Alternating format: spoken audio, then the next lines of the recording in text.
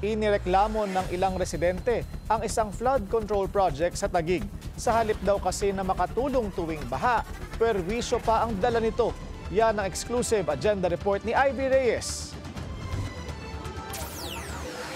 Nagulat si Jennifer Cada, 25 years lang residente sa Maricaban Creek, Taguig City, na 91.6 million pesos pala ang halaga ng slope protection project na ito. Ayon sa sumbong sa Pangulo.ph, 2023 ang target completion date ng proyekto. Hindi ako masyadong natutuwa rin kasi ganun din naman, wala rin namang nagbabago yung tubig eh.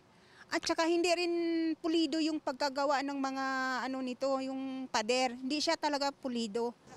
Pero Mayo ngayong taon lang daw natapos ang construction dito at ang proyektong ito mahigit isang buwan lang daw nila nasaksihan gawin. Paputol-putol pa raw dahil kulang umano sa materyales ang mga gumagawang trabahador.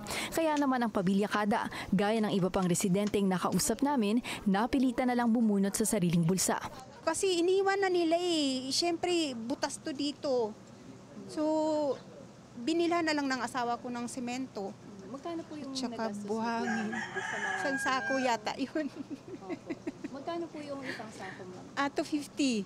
Dito sa Zone 3, Barangay Fort Bonifacio, hindi raw pulido ang pagkakagawa ng flood control project na ito, kaya kapag bumuhos ang ulan, pinapasok pa rin ng tubig ang mga bahay.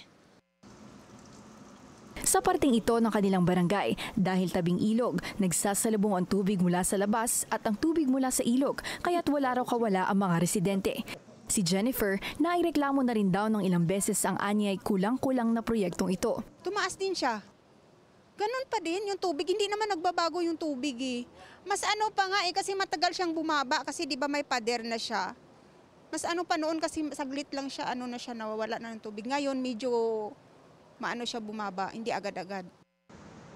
Sa parting ito naman ng creek, nirereklamo ng mga residente ang creek wall na tila pinagpatong-patong lang daw na bato. Bagamat nakakatulong naman daw sa pagsugpo ng baha, ang pangamba nila sakaling dumating ang malakas-lakas na bagyo, paniguradong tutumba ang flood control project na ito. Pascal Construction ang contractor sa Maricaban Creek. Sa buong Pilipinas, may 17 contracts ito na karamihan ay nasa Bataan. Pag-aari ng isang Heraldo Kalimbas ang Pascal Construction, pero nang i-check natin ito sa Securities and Exchange Commission at sa Trade Industry Business Finder, hindi mahanap ang Pascal Construction. Sinubukan ng Billionaire News Channel na hingin ang pahayag ni Kalimbas kung bakit wala sa SEC ang kanyang kumpanya, pero wala pa itong sagot sa ngayon. Sa isang kalye sa Quezon City, makikita rin ang isang tarpaulin ng contractor kung saan nakalahad na may flood control structure sila sa Maria Clara Street. Pero ang tarpaulin wala sa kalyeng ito kundi nasa Don Pepe Street.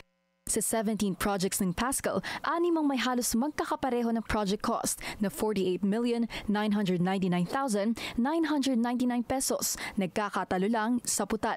Para sa agenda, Ivy Reyes, Billionaire News Channel.